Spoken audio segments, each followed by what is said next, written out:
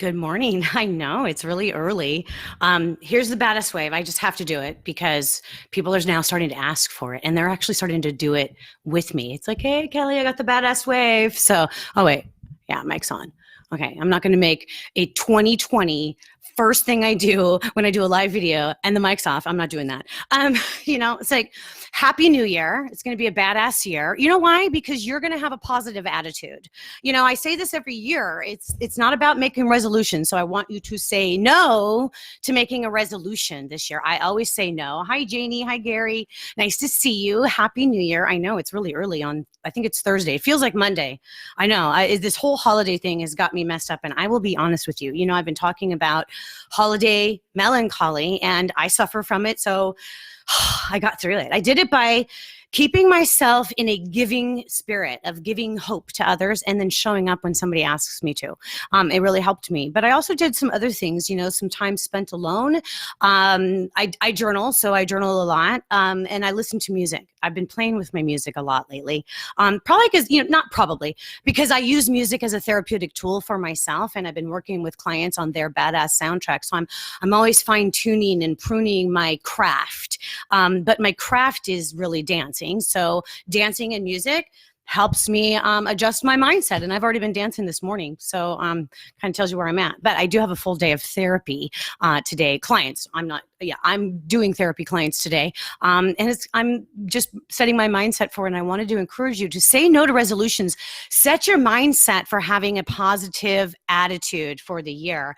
And a lot of you are here. Hi, Steve. Hi, Guy. Hi, John. Hi, Nancy. Thank you so much. Happy New Year. Here we are. Okay, I'm going to have a badass year and I have my word for the year. But first, I wanted to share just a couple of things with you. I don't like my word, but I'm going to have to learn to love it. So I am loving it today. I was doing some studies and what I do when I find my word, and I didn't find my word comes to me. I saw a lot of posts on Facebook, like over the holiday period and the new year and stuff like that. And people, it's like always posting inspirational stuff. And it has those, those memes where they have all the words. It looks like a crossword puzzle or one of those word searches. Yeah, word search. It looks like the word search. And it says the words that you see are your words for the year. That can be very accurate because your psychology, your unconscious mindset is going to be looking for things that you need. And so that is really helpful. But my focus is on just one word. And I pray and meditate on it for weeks before the end of the year. And this is the 5th year that I've been doing the one word. So the first year, my word was humility. But it was more of like having a humble servant's spirit and then just kind of being humble. And I learned a lot that year. And there were some issues that were sort of humiliating too, but I got through them because I was focused on that word and how it was going to improve my mindset and my life. My next word for the following year was love. And it was more about practicing self-love. And I really want you guys to understand that when a word like that comes up for you, you can't count on somebody else providing that mindset for you. It's like, so my word was love, and I wasn't sure what I was supposed to do with love, but it was just to serve in love and to accept love and to love myself and just practice that for an entire year. Then the next word was allow. And that was just to allow whatever was going to happen. And that was a big lesson. And then this year, or 2019, my word was hope. And I talked about that in a Mustang Monday I did just the other day, that the word hope was a challenge because, for me, it was like collecting a lot of hope, but a lot of hopeless things and situations kept coming at me.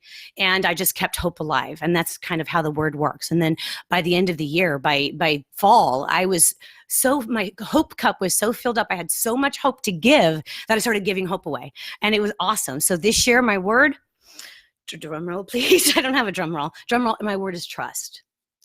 I just said it out loud and I just put it out there. Okay. So my word is trust. What am I going to learn this year with trust? So do I put my trust in whatever the universe brings to me and that trust that it's going to be okay? Do I start trusting what you say or what people tell me more? Do I trust myself? Do I trust my instincts? That's what the word trust is going to do for me this year. And I'm actually shaking as I speak it because yes, this is not a word that I would have chosen for myself. And it is an issue for me, and it has been since childhood. Trust. I talk about that in my workshop. And in fact, just recently in my Amplify Your Badass Self workshop in November, I spoke about how one of my life-defining moments, my very first one that I can recall, was how I cannot trust medical professionals to tell me the truth. And then there's just been a sequence of issues in my life where somebody has broken my trust, or I don't trust something to work. Look at my Mustang. There's a good metaphor or an analogy right there. I don't really trust that it's going to work every time I go to start it up. You know why? Experience. So sometimes the issues that you have, it's relevant that you've had some experiences that have caused you to block that off. Me, it's trust. So enough of that. You're going to be hearing more about trust. I don't know. Sorry for the whole year. But if you're working on your word as well, so many people have emailed me and asked me for the instructions on how to find your word. It's still not too late. I can still send them to you. But those of you who are working on your words and have shared with me what your word is, stay with me. I'd like to know what your word is and how I might be able to help you. I've been working on this with my psychotherapy clients, and it's really an amazing experience, especially when they know what their word is and all of a sudden they have this grand aha moment. Like no New Year's resolutions. Find one word, and then whatever goals you want to set, we call them goals, apply the word to all those goals. I know I will. So a lot of my goals this year are business related, but it's also social related, personal related. So I'm working on those two things. Family intact, everything's all good with my family. Health, all good, everything's all intact with my health. At least I hope so. But so I have these two other domains. I talk about the 4 domains of your life as well. So my other 2 domains is my personal life and some of the things I want to do for work. I want to make some changes. It's always a constant pruning and growing. So my word is trust. All right. So here's something funny I want to share with you. So the other day I was driving the Mustang. I took the Mustang out for a nice long cruise through wine country. There's nothing like driving a fast Mustang through wine country when you're stuck behind all the people who are slowly looking at wineries, but it was still a fun drive. And then I met up with my marketing girl. And so I'm sitting in the parking lot where I parked, and these 2 young girls get out of their car, and I'm just observing them. I'm kind of waiting for my meeting. I'm not, stalking them or anything. They happen to park right in front of me.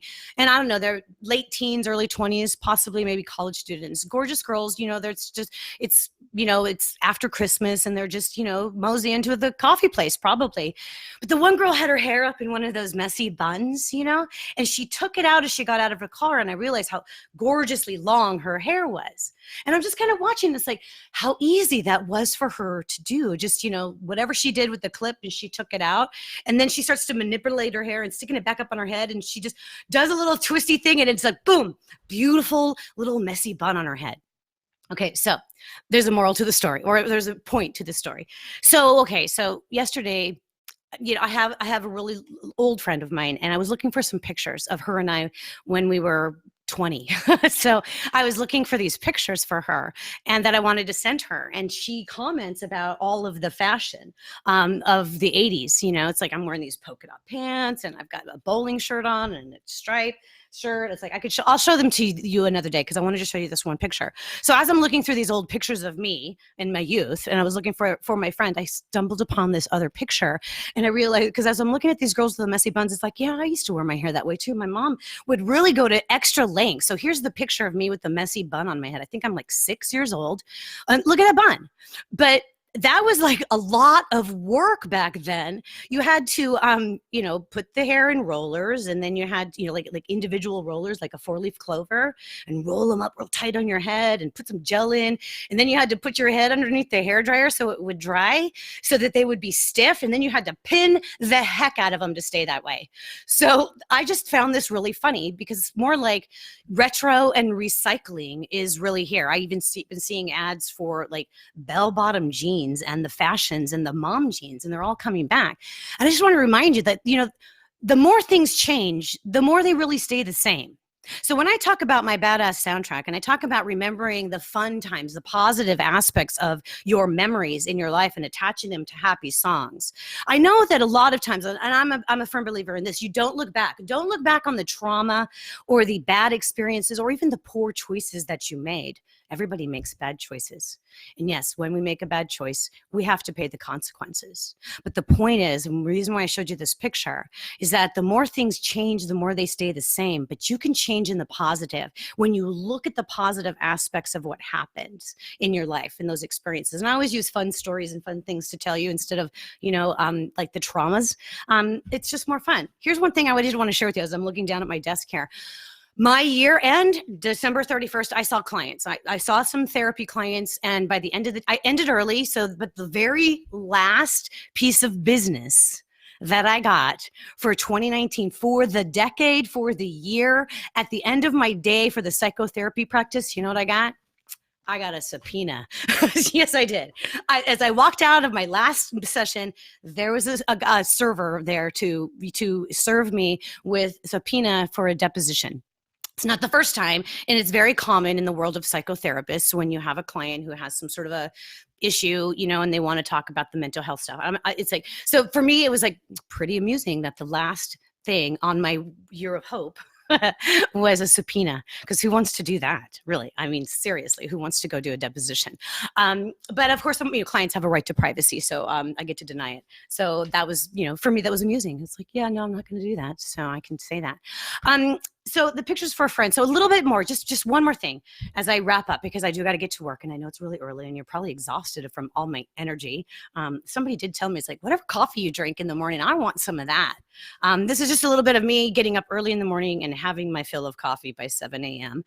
But it's also part of my practice, getting up early. I'm fresher in the morning. I think more clearly. You're coming off of a fresh sleep. So I love to get up early and have my coffee and have my slow morning to plan my day. Is that what you like to do? Or do you jump out of bed with a jolt with the alarm clock because you stayed up too late watching, I don't know, being a night owl? It's your choice. Okay. But I go to bed early. I get up early. I drink my coffee early, and then I have a lot of energy. So here I am. The other thing is that I'm really, really thrilled about this, and you guys are going to have to tune back. Probably, well, it might be tomorrow, it might be Saturday. My dad is coming to see me. My mom and dad are coming to see me. I don't want to dismiss mom, but she doesn't do live videos, but my dad would be happy to. He's always game for that. And he's 82. And he's a second generation radio broadcaster, and he's got some fun stories. I have no idea what we will talk about, but we'll figure something out. He and I are actually starting to work on some things for the radio and television business. We have a business together, he and I, Orchard Media Services, where we are FCC compliance specialists for radio and television stations. And there's been some developments recently, and we're preparing to provide peace of mind for our clients in radio and television and help them keep their license to broadcast. Yeah, that's kind of an important thing, right? See, it's like when I say license to be badass, their origin was because everything I've done professionally in my career has had to do with getting, maintaining, or keeping a license. So license is important, and it gives you some credibility. So my dad is coming. I'm going to make him make him. I don't have to make my dad do anything. He just does it because we're partners. And so I'm going to have him do a live video with me tomorrow, and it will be, I don't know, probably fun, because he's like a child. My dad is very unpredictable, and he's done a couple Mustang Mondays with me. We've done plenty of videos. If you subscribe to my YouTube channel, you would see a whole section of videos I've done with my dad called Radio is Badass. So he's going to be here tomorrow, and we're going to be talking about, I don't know what, maybe we'll be talking about the state of the radio industry, because he's got some strong opinions on that. So for my radio friends, you might want to come back when my dad comes on. You guys have a great day. Thank you for indulging me once again. I'm Kelly Orchard, the Badass Certifier, reminding you once again to say no to New Year's resolutions. Say yes to a word for the year. My word this year is trust. So I'm just reminding you to be bold, be brave, be confident, be badass. See you later.